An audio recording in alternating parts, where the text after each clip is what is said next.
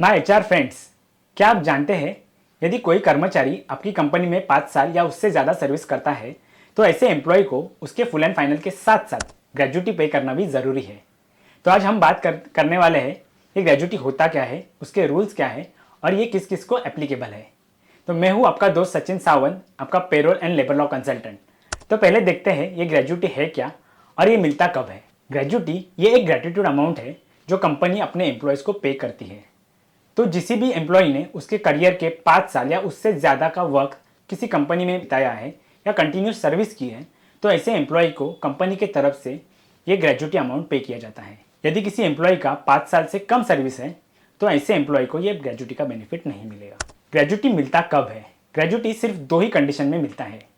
पहला, जब कोई भी एम्प्लॉय कंपनी से रिटायर हो जाता है तो उसको ग्रेजुटी का बेनिफिट मिलेगा। और दूसरा, यदि कोई एम्प्लॉय 5 साल की कंटिन्यूस सर्विस के बाद कंपनी छोड़ता है तो उसको ग्रेजुटी बेनिफिट मिलता है। जब भी हम 5 साल की सर्विस कहते हैं तो उनमें एम्प्लॉय का प्रोबेशन पीरियड और नोटिस पीरियड दोनों भी कंसिडर किया जाता है। कौन सी कंपनी को ग्रेजुटी देना कंपलसरी है? किसी भी कंपनी में 10 एम्प्लॉय या उससे ज़्यादा एम्प्लॉय काउंट है तो ऐसी कंपनी को ग्रेजुटी देना मैंडेटरी है एज पर ग्रेजुटी एक्ट 1972।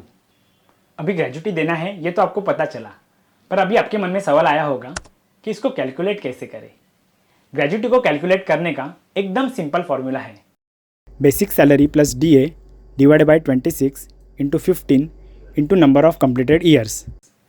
मतलब सरल भाषा में कहे तो कंपनी को हर महीने के 15 दिन की सैलरी देनी है for every completed year.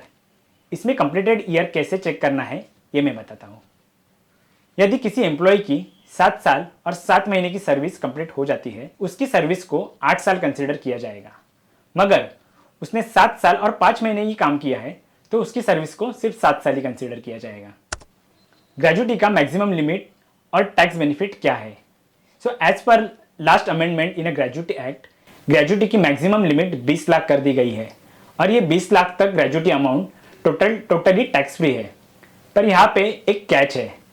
As per gratuity calculation formula जो मैंने ऊपर आपको बताया, उस हिसाब से आपकी ग्रेजुटी 15 लाख बनती है और कंपनी ने समझो आपको गुड फेथ में एक 20 लाख ग्रेजुटी पे किया है तो उसका एडिशनल 5 लाख के ऊपर आपको टैक्स भरना पड़ेगा। यदि किसी एम्प्लॉय की डेथ हो जाती है तो क्या उसके परिवार को ग्रेजुटी मिलेगी? बिल्कुल मिलेगी। यदि किसी एम्प्लॉय की अनफॉर्चुनेट डेथ हो जाती है तो वो केस में 5 साल का लॉकिंग पीरियड का कंडीशन नलीफाई हो जाता है और एम्प्लॉय ने जितना भी साल सर्विस की है तो उसके प्रोपोर्शन में कैलकुलेशन करके उसके नॉमिनी को ग्रेजुटी का बेनिफिट दिया जाता है। सो एज ए HR या कंपनी ओनर आपके मन में भी ग्रेजुटी रिलेटेड कोई क्वेरी हो तो आप कमेंट में टाइप कर सकते हैं या नीचे दिए हुए मेल ID पे हमें मेल कर सकते हैं। और ऐसे ही इन्फॉर्मेटिव वीडियो के लिए हमारा चैनल लेबर लॉ काइजन को सब्सक्राइब करना ना भूलें। Thank you.